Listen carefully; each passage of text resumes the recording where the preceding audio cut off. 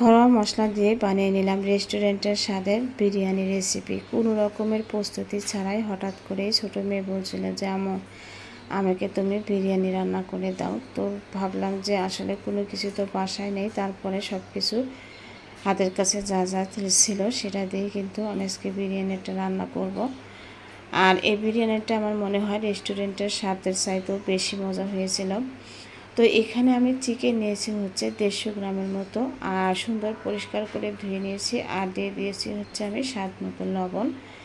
এখানে দিয়ে দিলাম হচ্ছে আমি আদা বাটা 2 চামচ, রসুন বাটা দিয়ে দিচ্ছি হচ্ছে 2 চামচ, আর এখানে দিয়ে দিলাম হচ্ছে হলুদের গুঁড়ো। তো হলুদের গুঁড়ো দিয়েছি আমি 1 চামচ, একটু ভরেই দিয়েছি।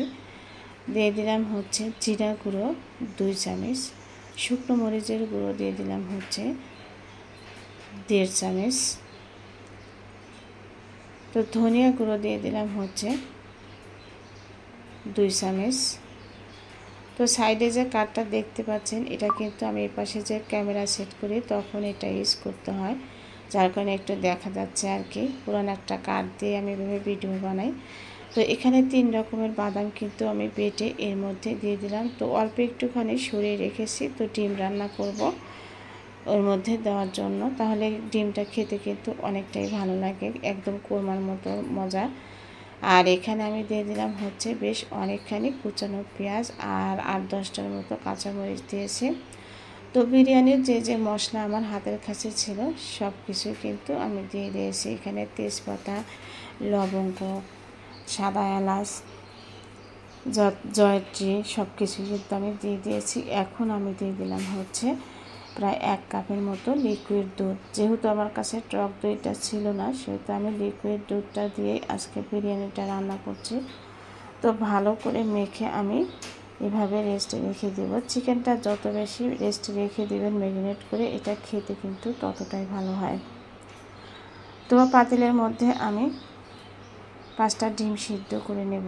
আর আপনাদের ভাই আসলে ডিম বলতে বিরিয়ানি এমনিতেই ও খেতে পারে না, ওর যে কোনো ঝোল থাকতেই হবে। তো ডিমটা আমি সিদ্ধ করে নিলাম। এখন আমি ডিমটা রান্না করে নেব। তো একটু কোরমা টাইপের করে রান্না করব।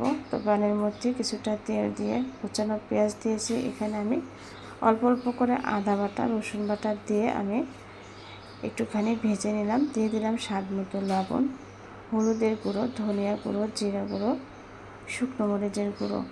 এখানে 3টা সাদা এলাচ দিয়েছি, 1টা তেজপাতা দিয়েছি, আর দিয়েছি হচ্ছে দারুচিনি 1 টুকরো।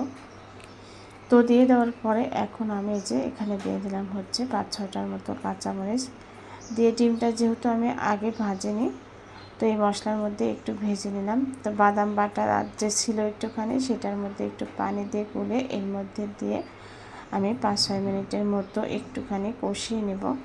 তো কষিয়ে নেওয়ার পরে যেহেতু আমি ডিমটা ফাটিয়ে দেইনি, সেহেতু আমি একটুখানি চাকু দিয়ে ফুটো করে দিচ্ছি যেন ভিতরে মশলাটা প্রবেশ করে।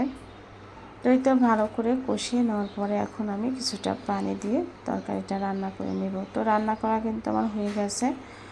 তো আমরা আবার চলে আসলাম বিরিয়ানির কাছে। তো এখানে আমি চিনি গুঁড়ো চাল নিয়েছি হচ্ছে 1 কেজির একটা প্যাকেট ছিল, তো আমি 3 পোয়ার মতো নিয়েছি। 1 কেজি পুরোটা কিন্তু আমি দিইনি। এখন আমি একদম পরিষ্কার পানি দিয়ে 2-3 বার করে আমি কিন্তু এই চালটা ধুয়ে নেব। তো চালটা ধুয়ে নেওয়ার পরে আমি উঠিয়ে নিয়েছি। এখন প্যানের মধ্যে দিয়ে দিলাম হচ্ছে কিছুটা তেল। তো দিয়ে দেওয়ার পর এখানে আমি প্রায় 1 কাপের মতো পেঁয়াজ দিয়েছি। তো পেঁয়াজটা আমি সুন্দর করে বেরেস্তা বানিয়ে নেব। তো বিরিয়ানিতে বেরেস্তা না দিলে কিন্তু টেস্টটা একদমই ভালো আসে না। তো যাই হোক, উঠিয়ে নেওয়ার পরে এখন আমি 2টো ছোটো সাইজের আলু লবণ আর হলুদ দিয়ে মেখে দিয়েছিলাম, সেটা আমি এখানে একটুখানি ভেজে নিলাম। দেখতে পাচ্ছেন আলুটাও কিন্তু আমার ভাজা হয়ে গেছে। এখন আমি এই প্যানের মধ্যে আরও কিছুটা তেল দিয়েছি, দিয়ে যে চিকেনটা আমরা ম্যারিনেট করে রেখে দিয়েছিলাম সেটা কিন্তু আমি এর মধ্যে দিয়ে দিলাম। আপনার বিরিয়ানি তখনই মজা হবে আপনার চিকেনটা যদি মজা করে রান্না করতে পারেন। চিকেন মজা হলে বিরিয়ানি খেতেও কিন্তু অনেক বেশি মজা হয়।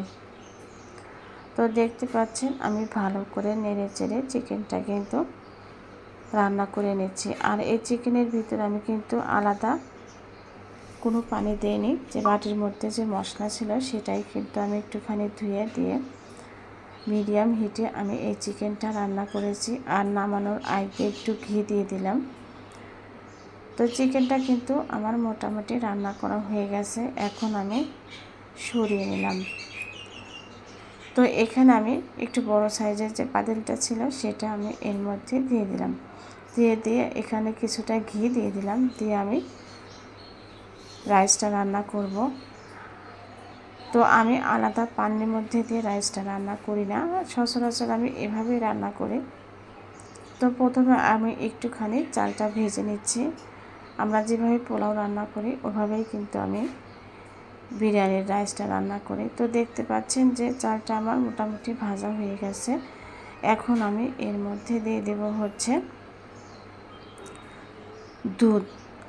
রাইসটা যদি দুধ দিয়ে রান্না করেন তাহলে কিন্তু বিরিয়ানিটা খেতে অনেক বেশি ভালো হয়।